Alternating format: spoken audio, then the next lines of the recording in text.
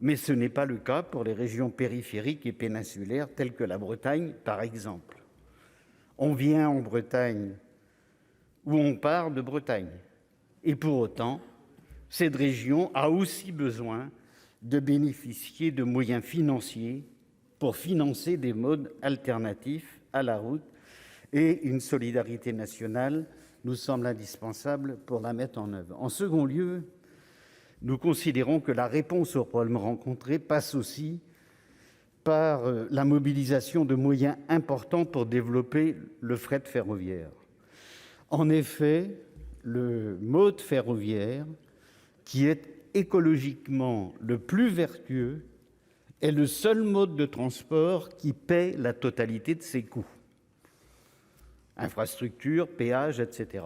Enfin, s'agissant du produit financier de l'écotaxe, nous ne savons pas si celui-ci ira alimenter la trésorerie de la collectivité ou des collectivités pour financer le développement ou l'entretien des routes ou pour financer ces modes alternatifs.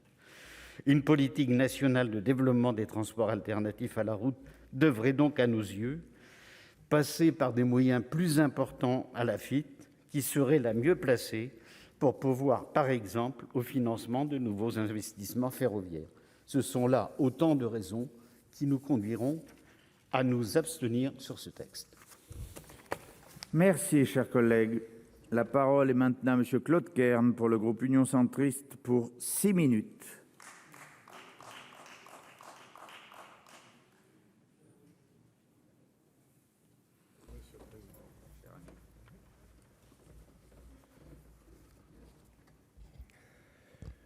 Monsieur le Président, Madame la Ministre, Monsieur le Président de la Commission, Monsieur le rapporteur, mes chers collègues, j'ai envie de dire enfin.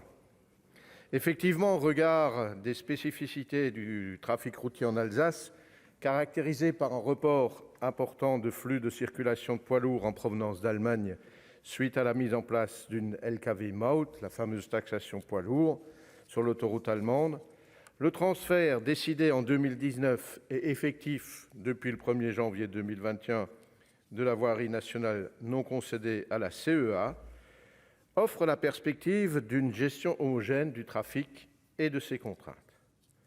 L'enjeu qui nous réunit aujourd'hui est de pourvoir la collectivité des outils nécessaires à l'exercice de cette nouvelle compétence de façon pragmatique.